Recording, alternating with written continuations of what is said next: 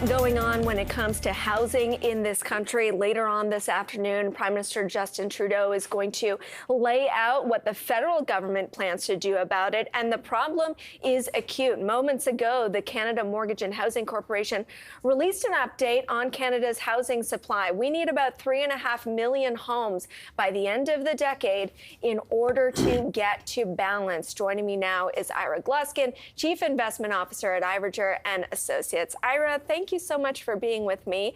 Everybody knows you as an asset manager, but you have a keen interest in real estate, and that's where you sort of cut your teeth in the beginning of your career. What do you make of the current crisis? Do you view it as a housing crisis right now? Well, everybody says it's a crisis, so must be a crisis. And but I think it's a crisis like traffic is a crisis. It's always a crisis, but never gets any better. However, we now see at least more conversations than we have in the last 5 years from every level of government, acknowledging the crisis and maybe putting steps towards dealing with it. Why is it so hard to build homes? We're in an abundance of land here. I guess that's not true. And see, if you go to the United States, they've got houses, they got cities where housing is very cheap. They got many, many. And then houses very expensive. We don't have many places that are very cheap. So there's a high concentration.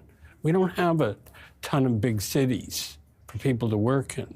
So they congregate in 4 or 5 major cities. And there may or may not be an excess supply of land, but there's a lot of planning difficulties, and there's a huge shortage of construction labor.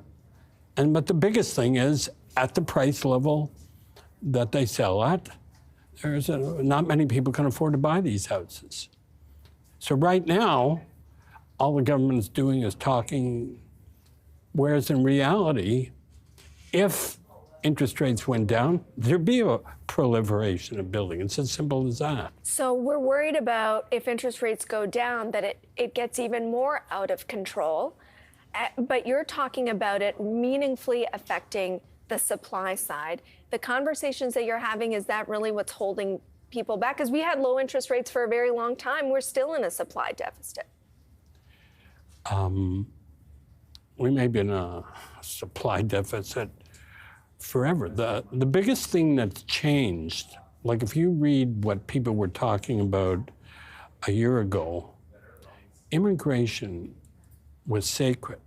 You know, many Canadians are new Canadians, and you know, it's a healthy country. We believe in immigration, and nobody really wanted to relate what was straightforward, that all these new immigrants and all these new students must have been increasing demand.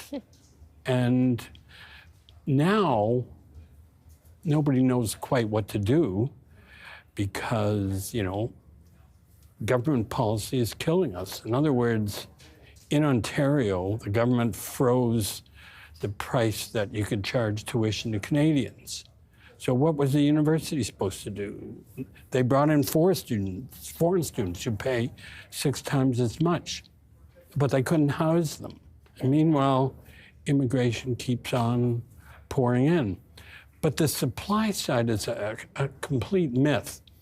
I mean, there are legitimate economists around, but most people are semi-politicians, and they're talking about stuff they don't really have a clue about. The people who know the most are developers, but they're not widely quoted. They're happy to be reclusive. Well, what do they know?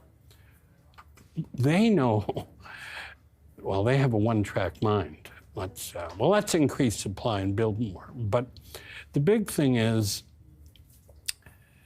there are millions of homes in inventory already. They trade like a free market. Everybody's buying and selling houses. The new homes that are going to come are just a tiny percent of the market.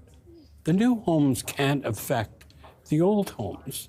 The inventory of existing homes is what sets the market. And it's sort of random what these new houses will sell for. So let's say that we manage to build a condo next door to here. Is that going to affect anything in Ajax? Is anything in Ajax going to affect anything down here? Not a chance. So the big solution is free enterprise. Canadians, I mean, I hate to say this, but they are already leaving Ontario. They should go to Edmonton. There are job opportunities and housing is half the price.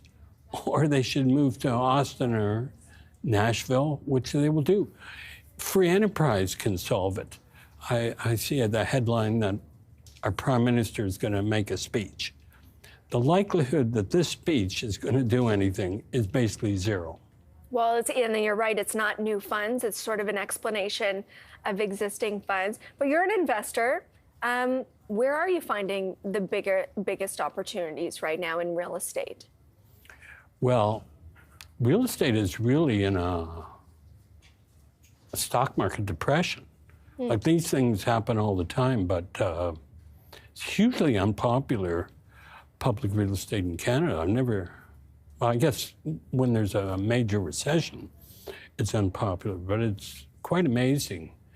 And, I have the good fortune to be director of 3 public real estate companies. And they're all great companies, but they're all deep in the doldrums. There are 1,000 reasons. But what you find is that all of a sudden, John Zechner, I was watching John, and John is smart. All of a sudden, he likes oil stocks. So nobody likes real estate stocks anymore. And everybody's got 8 different theories why they're unpopular. But that's the best place by a mile. Residential, or are you willing to go into office? Well, I'd go into an office for a meeting, but... Would you leave your money there, I guess, and hope for a return?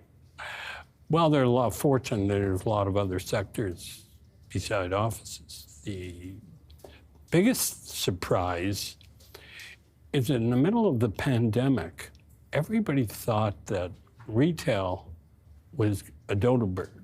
They're going to be just like newspapers. Yeah.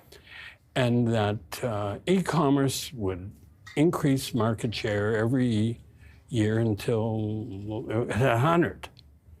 But that's not the way it has turned out, actually. Actually, people do want to shop, and they want to shop at better outlooks. So, I mean, I'm a little biased. I'm a director at First Capital, but they got the great portfolio of grocery-anchored shopping centers, and that's a business that's going to sail through forever.